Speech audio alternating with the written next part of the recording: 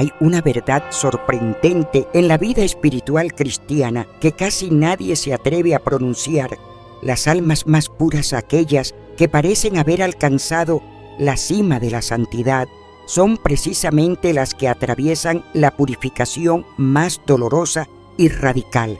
Normalmente pensamos que el pecado solo se manifiesta en faltas graves y evidentes, pero existen manchas invisibles, trampas tan sutiles que se esconden bajo el manto de la piedad, incluso en los momentos más santos, como cuando recibimos el cuerpo de Cristo. San Pablo ya advertía a los corintios: examínese pues cada uno a sí mismo, y entonces coma del pan y beba de la copa, en Corintios 11:28.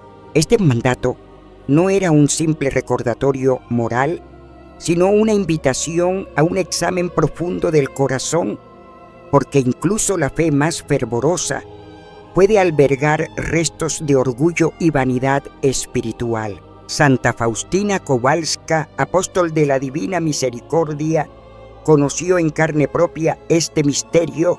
Una noche, en el silencio del convento, fue estremecida hasta los huesos cuando Cristo le reveló una lista inesperada.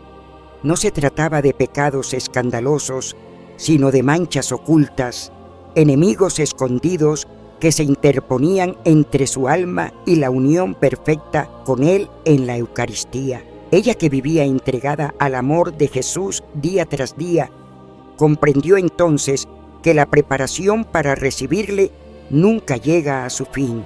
Siempre hay un paso más, siempre queda un rincón del corazón que necesita luz y limpieza. No fue un castigo ni una visión para atemorizarla. Fue una especie de cirugía del alma, una revelación que solo reciben aquellos que desean ser transformados por completo. Frente a esta experiencia, Faustina se sintió pequeña, vulnerable y al mismo tiempo profundamente amada, porque entendió que el Señor no expone nuestras sombras para humillarnos, sino para liberarnos. Y en esa noche callada del convento comenzó para ella un examen de conciencia sin precedentes. Jesús no le mostró culpas groseras, sino 10 heridas ocultas, comunes entre los fieles más devotos, pero casi siempre inadvertidas. Eran como grietas invisibles en un muro que a simple vista parecía sólido. Con voz serena pero penetrante, el Señor la condujo a reconocer esas imperfecciones, no para aplastarla, sino para invitarla a una pureza más alta. Por eso, lo que escucharemos a continuación no es una lista fría ni una enseñanza abstracta. Son 10 revelaciones que sacudieron el alma de Santa Faustina y que, si tenemos la valentía de escucharlas con el corazón abierto, también pueden transformar la nuestra. Cada uno de estos enemigos escondidos se presenta con un rostro distinto, disfrazado de virtud, pero en realidad son cadenas que nos roban la libertad interior. Te invito a quedarte a acompañarnos paso a paso en este recorrido. Tal vez descubras que alguno de estos 10 secretos también habita en tu vida, y quizás sea hoy el momento en que el Señor quiere arrancarlo para siempre. ¿Te atreves a mirar con nosotros dentro de ese espejo espiritual?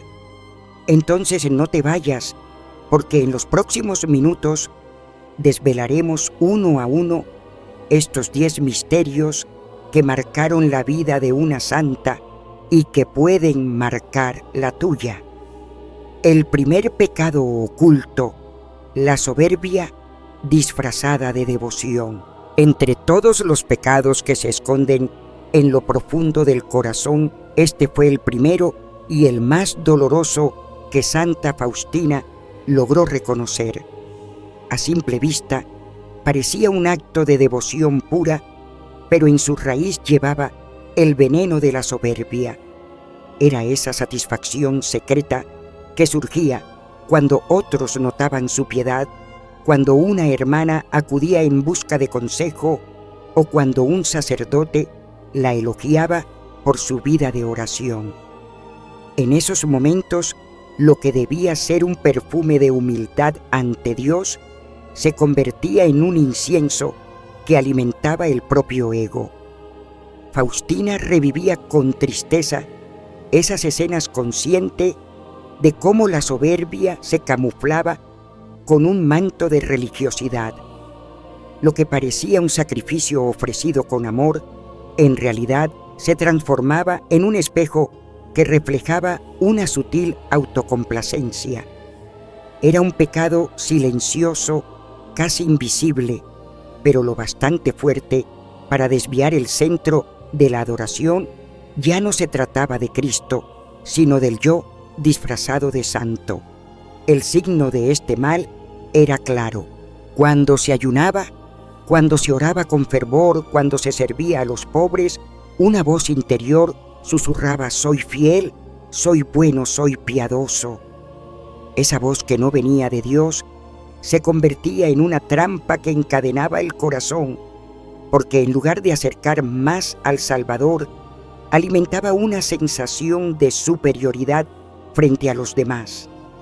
La consecuencia era devastadora. La mesa santa, el sacramento mismo de la Eucaristía, podía convertirse en un lugar donde no se adoraba a Cristo, sino donde se buscaba una bendición para engrandecer la soberbia disfrazada. Lo que debía ser un encuentro de gracia, de humildad y de entrega, se transformaba en una ocasión para que la vanidad encontrara un trono escondido.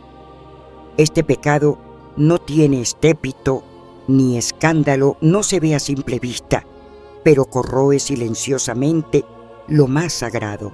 Así lo entendió Santa Faustina y con lágrimas pidió perdón al Señor, reconociendo que no hay mayor engaño que convertir la devoción en un escenario donde el actor principal ya no es Dios, sino el propio orgullo.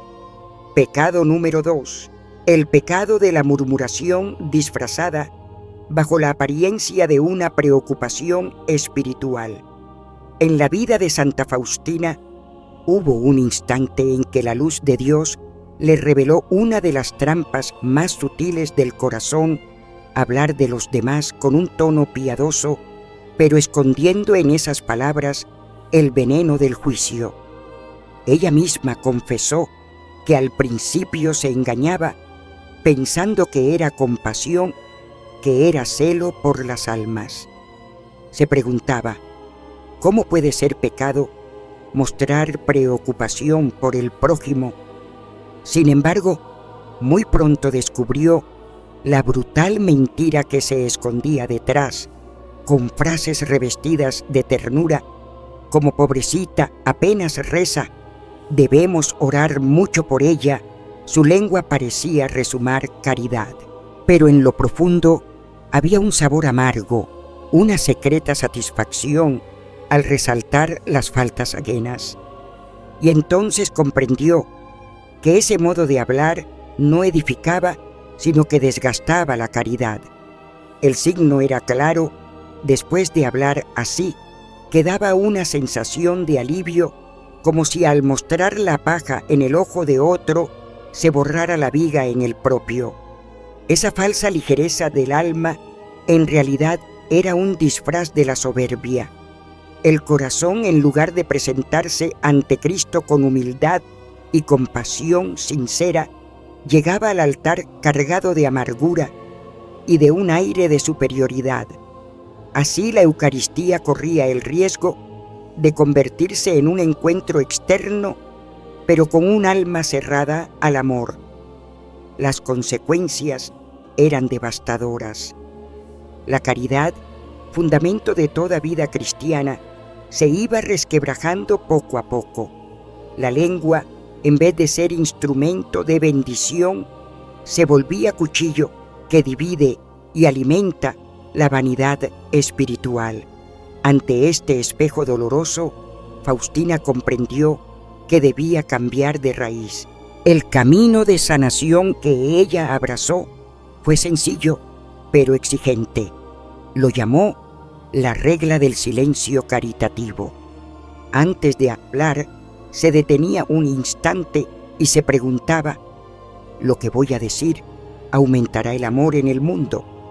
Si la respuesta era no, guardaba un silencio absoluto y no se conformaba con callar. Buscaba activamente un rasgo bueno, una semilla de gracia en la persona a la que estaba tentada de criticar. De ese modo, entrenaba a su lengua a ser portadora de vida, no de veneno. Sabía que si su boca se acostumbraba al juicio, su alma perdería la pureza necesaria para recibir dignamente al Señor en la comunión. Por eso eligió transformar cada tentación de crítica en un acto de amor, cada impulso de hablar mal en una oportunidad para alabar y bendecir. Y así poco a poco su corazón fue aprendiendo a llegar al altar con la sencillez de quien ama y con la pureza de quien sabe callar por caridad. El tercer pecado oculto: la impaciencia disfrazada de celo. En la vida de fe existen trampas tan sutiles que incluso los más devotos pueden caer en ellas sin darse cuenta. Santa Faustina lo descubrió en su propio camino. A menudo se presentaba ante el Señor con un ardor que parecía puro celo apostólico, pero en lo profundo se escondía algo distinto, una impaciencia que la consumía cuando Dios no respondía en el tiempo ni en la forma que ella esperaba. Lo que creía ser fervor por la gloria de Cristo era en realidad un deseo encubierto de ver confirmada la eficacia de sus súplicas. En su corazón aparecía la inquietud de quien no se conforma con confiar, sino que quiere dirigir los pasos de Dios como si la oración fuera un mandato y no una entrega. Los signos de esta impaciencia son fáciles de reconocer. El creyente ora, pero al mismo tiempo diseña planes ansiosos, imagina soluciones humanas y se impacienta cuando nada sucede de inmediato. Bajo la apariencia de una santa preocupación, lo que en verdad late es un espíritu que quiere ayudar a Dios, pero termina sustituyendo su soberanía por nuestras prisas y estrategias. El resultado es devastador para el alma, se convierte al Señor en un simple ejecutor de nuestros deseos, en un empleado divino que debe cumplir las órdenes que el corazón dicta. Y cuando las cosas no suceden, se abre paso la frustración, el desánimo y hasta la duda de la bondad divina. El trono de Dios queda reducido a un mostrador de peticiones y el hombre deja de adorar para empezar a exigir. Santa Faustina comprendió entonces que necesitaba un camino de sanidad espiritual. Fue en ese momento cuando abrazó lo que llamó la oración de la entrega absoluta. Con lágrimas y con un corazón dócil, se recordaba a sí misma: Señor, aunque nunca me concedas lo que te pido, sigue siendo digno de toda mi adoración. Con esta confesión, aprendió que el amor verdadero no pone condiciones ni plazos, sino que se arrodilla ante la voluntad divina con confianza serena. La enseñanza que deja su experiencia es clara. Orar no significa imponer, sino rendirse. No es medir la eficacia de nuestras súplicas, sino dejar que cada palabra pronunciada sea un eco de amor incondicional. La impaciencia debe ceder ante la certeza de que Dios nunca llega tarde y que el tiempo de su respuesta, sea cual sea, es siempre perfecto. Quien aprende a vivir así, descubre una paz que ya no depende de los resultados visibles, sino de la certeza de estar en las manos del Señor. La fe madura no corre tras señales, ni se desespera por soluciones rápidas, sino que permanece de rodillas sabiendo que el amor de Dios Basta incluso cuando guarda silencio. El cuarto pecado oculto, la hipocresía espiritual. En la vida de fe hay batallas que no se libran con gritos ni gestos visibles, sino en los rincones más silenciosos del corazón. Santa Faustina, en su caminar con Dios, descubrió con dolor que a veces su entrega no era tan pura como creía. Confesaba con estremecimiento que en ciertos momentos sus actos religiosos habían sido una representación más que una oración sincera. Extendía la duración de sus plegarias cuando alguien la observaba, mostraba una devoción más solemne cuando había visitantes importantes y dejaba que su imagen de monja santa pesara más que la verdad de su alma. Ese es el signo inconfundible de la hipocresía espiritual: esforzarse en aparentar fervor frente a los ojos humanos, hablar con solemnidad de lo sagrado, mientras el corazón permanece distante, frío y vacío. No es un pecado ruidoso, sino un veneno silencioso que convierte la adoración a Dios en un culto a la propia reputación. Allí donde debería reinar la transparencia del alma, se alza un teatro cuidadosamente armado para sostener una fachada. El resultado es devastador. La relación con Dios se deforma hasta convertirse en una obra de actores y espectadores. El altar se transforma en un escenario, la oración en un guión memorizado, y la Eucaristía en una representación que en lugar de acercar al Señor, erige un muro invisible entre el creyente y su presencia. Así lo que debía ser encuentro íntimo se degrada en espectáculo, lo que debía ser alimento de vida eterna se diluye en apariencia vacía. Ante este descubrimiento doloroso, Faustina comprendió que solo una disciplina interior radical podía arrancar de raíz esa falsedad. Fue entonces cuando adoptó lo que ella llamaba la prueba del testigo invisible. Cada vez que se disponía a realizar un acto de piedad, se preguntaba con franqueza: ¿haré lo mismo si nadie me ve, si el único espectador es Dios? Esa sencilla pregunta se convirtió en un filtro poderoso que desnudaba la verdad de su intención. Para fortalecerse, comenzó a realizar muchas de sus prácticas devocionales en soledad absoluta, lejos de toda mirada humana. De ese modo, distinguía con claridad entre la devoción auténtica y el simple deseo de ser reconocida. La enseñanza es clara: la fe no necesita escenario ni aplausos.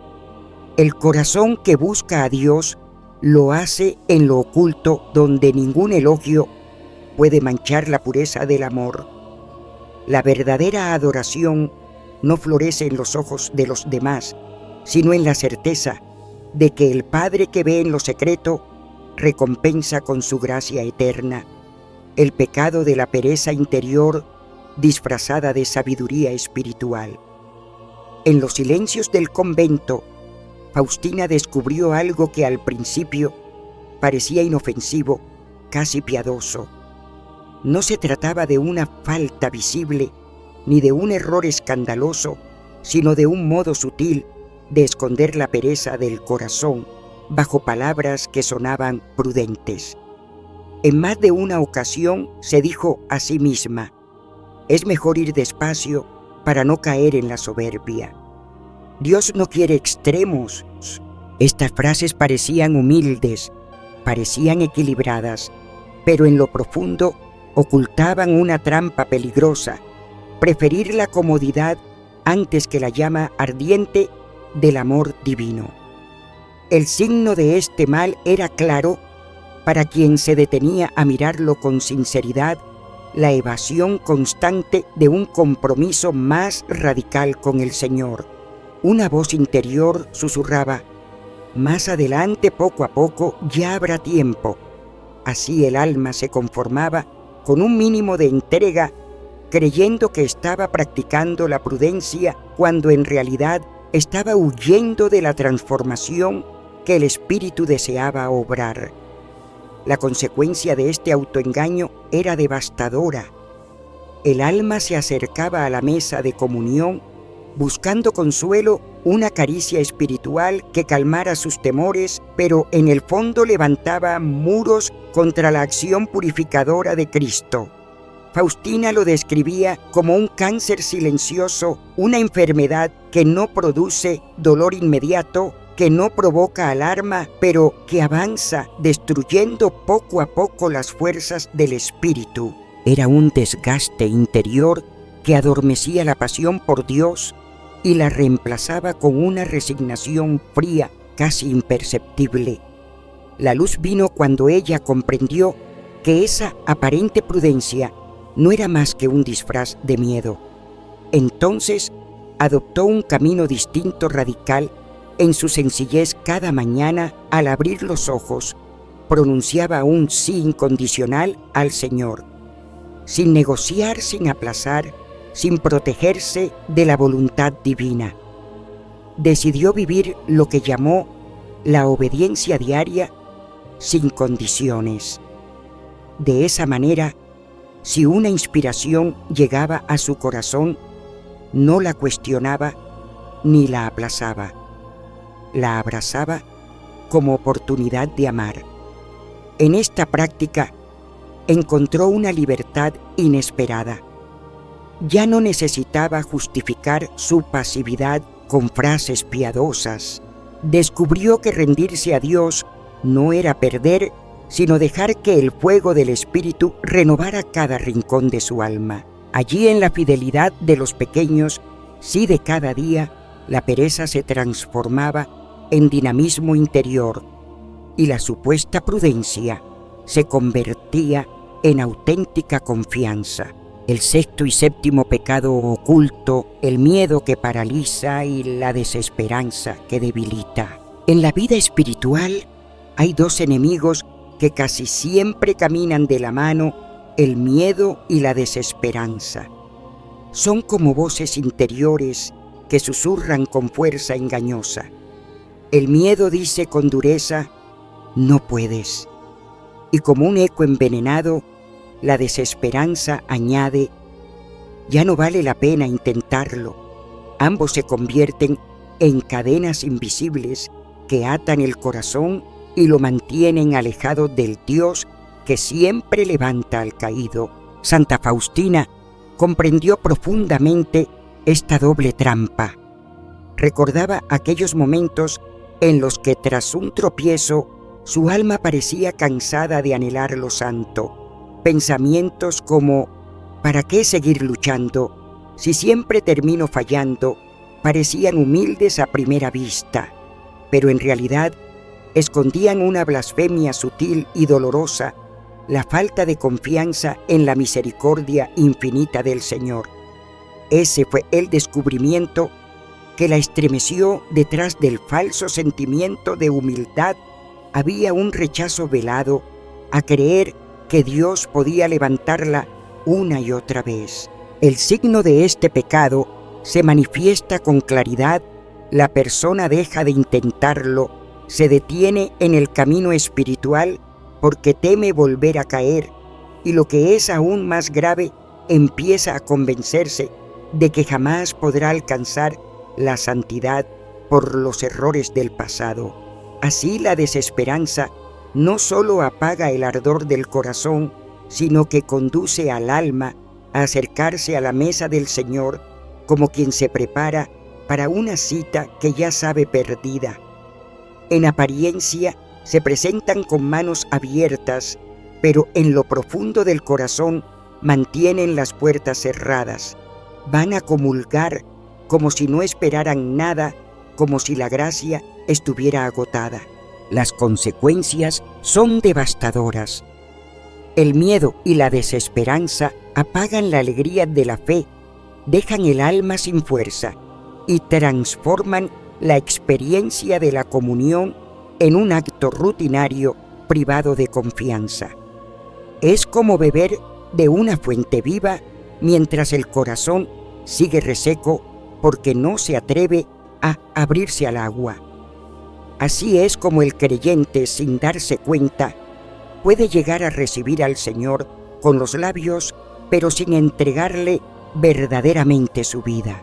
Santa Faustina, sin embargo, descubrió un camino de sanidad espiritual frente a esta doble herida. Ella lo llamaba el recuerdo de las misericordias. Cada vez que el miedo quería detenerla o la desesperanza intentaba abatirla, obligaba a su memoria a repasar todas las ocasiones en que el Señor la había levantado. Traía a la mente las veces que tras caer había sentido la mano fuerte y tierna de Cristo volver a ponerla en pie. Consciente de que su propia fragilidad era constante, repetía con fe la oración más valiente: Señor, aunque permitas que tropiece 1000 veces, volveré a ti 1001 veces, porque tu misericordia es más grande que todos mis fracasos. Esta práctica sencilla y poderosa le devolvía la confianza. Su alma, antes encogida por el miedo, se ensanchaba nuevamente bajo la certeza de un Dios que no se cansa de perdonar. Así comprendió que el secreto no estaba en no caer nunca, sino en confiar siempre. La victoria no era la impecabilidad, sino la perseverancia de volver a Cristo una y otra vez. El mensaje que nos deja es claro y necesario. El miedo y la desesperanza no se vencen con la fuerza de la voluntad, sino con la memoria agradecida de lo que Dios ya ha hecho en nuestra vida. Cada recuerdo de su amor es como una antorcha que disipa las tinieblas interiores. Cuando el corazón humano se atreve a pronunciar «Tu misericordia es más grande que mis fracasos», entonces las cadenas invisibles comienzan a romperse. Y la comunión, en lugar de ser un acto mecánico y frío, vuelve a ser un encuentro vivo con el Dios que rescata y renueva. De esta manera, Faustina nos enseña que la esperanza no es un sentimiento pasajero, sino una decisión que se renueva cada día, elegir confiar en la bondad de Dios por encima de nuestras propias caídas, porque no hay fracaso tan grande que pueda eclipsar la misericordia de aquel que murió y resucitó para darnos vida. Después de reconocer los 9 pecados anteriores, Faustina comprendió con dolor que aún quedaban 3 más escondidos en lo profundo del alma y que en realidad eran la raíz de todos los demás. Con lágrimas confesó: «Hasta ahora me he buscado a mí misma, incluso cuando pensaba que te buscaba a ti». Aquellas palabras revelaban una verdad que desnudaba el corazón. Muchas veces el alma cree caminar hacia Dios cuando en realidad da vueltas alrededor de su propio deseo. Estos 3 pecados finales fueron para ella el espejo más difícil porque tocaban la fibra íntima de su relación con el Señor. Faustina descubrió que incluso en sus anhelos más santos, como desear que las demás hermanas crecieran en la santidad, se mezclaba una sombra de voluntad propia. Era un querer que todo se cumpliese según su manera de entender la obra de Dios. Entonces se preguntó con angustia: ¿cómo distinguir entre querer lo que Dios quiere y querer que Dios quiera lo que yo quiero? Esa confusión se convirtió en el último muro que debía caer antes de poder entregarse sin reservas. Quien permanece apegado a su voluntad, aunque sea en cosas buenas, nunca podrá gozar de la verdadera libertad de confiar plenamente en el Señor. La resistencia a la cruz, con el paso del tiempo, comprendió que había rezado innumerables veces pidiendo santidad, pero en secreto anhelaba una santidad cómoda, sin heridas demasiado profundas. lo confesó con humildad: quiero ser mártir, pero solo si ese martirio no duele demasiado. Aquí se escondía un pecado sutil pero real, el alma que busca recibir a Cristo en la Eucaristía, pero resiste la cruz. En realidad le pide salvación sin tener que recorrer el mismo camino que Él recorrió. El discípulo no puede escoger una senda distinta de la de su Maestro. Resistir la cruz es pedir redención sin transformación, perdón sin obediencia, gloria sin sacrificio. 9. Buscar consuelos en lugar del Consolador. Faustina también descubrió que en ocasiones se arrodillaba para orar, no movida por amor puro, sino por el deseo de sentir gozo y paz. Se dolió a sí misma diciendo: he usado tu amor como una medicina para sentirme mejor cuando debería amarte incluso si no siento nada. Esta fue la trampa más fina: amar los dones más que al dador, abrazar la paz que la oración produce y olvidar al Dios que está más allá de todo sentimiento. Es la diferencia entre buscar un remedio para las emociones y buscar aquel que sana el alma en la raíz. Quien persigue las sensaciones agradables puede caer en la ilusión de amar a Dios cuando en realidad solo se ama a sí mismo. 10. El camino de la sanidad. 3 renuncias diarias. Para alcanzar una purificación completa, Faustina adoptó una disciplina sencilla pero radical: las 3 renuncias de cada día. Al despertar, ofrecía a Dios un triple abandono. Primero renunciaba a su voluntad para aceptar en todo la de Él, aunque fuese misteriosa o dolorosa. Después renunciaba a su comodidad, abrazando la cruz que el Señor le presentara, grande o pequeña, oculta o evidente. Finalmente renunciaba a las consolaciones espirituales, prometiendo amarle aun cuando su oración quedara seca y su corazón no sintiera nada. Con esas 3 renuncias, Faustina aprendió a vivir libre de sí misma y a buscar solo a Cristo, su único tesoro. Después de haber confesado los 12 pecados ocultos que tanto pesaban sobre su conciencia, Faustina vivió un momento de gracia que cambió para siempre la dirección de su alma. Aquella noche, el velo oscuro de la soberbia y de la tibieza comenzó a disiparse como niebla ante el amanecer. En su interior se encendió la certeza de que no estaba sola, de que el amor de Cristo la estaba alcanzando en lo más profundo de su miseria. Sintió la misericordia de Jesús como un río de luz clara y pura que descendía sin cesar sobre ella, limpiando una a una las manchas que todavía la retenían. Ya no había miedo en su corazón, tampoco desesperanza. Lo que antes era lucha contra sus propias fuerzas, ahora se transformaba en descanso en los brazos del Señor, y comprendió que no necesitaba perseguir consuelos pasajeros ni defender sus propios deseos. Su único anhelo desde aquel instante fue Cristo mismo, vivo y presente en la Eucaristía. En su espíritu se abrió una puerta que antes parecía cerrada con cadenas. Cada comunión dejó de ser un acto rutinario y se convirtió en un abrazo verdadero. Ya no se acercaba con la carga de una religiosidad fría o de un corazón impaciente. Se acercaba con la pequeñez de quien reconoce su nada y al mismo tiempo con la confianza absoluta en un amor sin límites. Sus lágrimas no eran de dolor, sino de alivio, como quien por fin ha sido liberado de una prisión invisible. Fue entonces cuando la voz de Jesús resonó suavemente en su interior. No era un reproche, ni una condena, sino la ternura de una invitación. Hija mía, no he venido para juzgarte, sino para transformarte. Ven a mí con un corazón vacío para que yo pueda llenarlo con mi misericordia.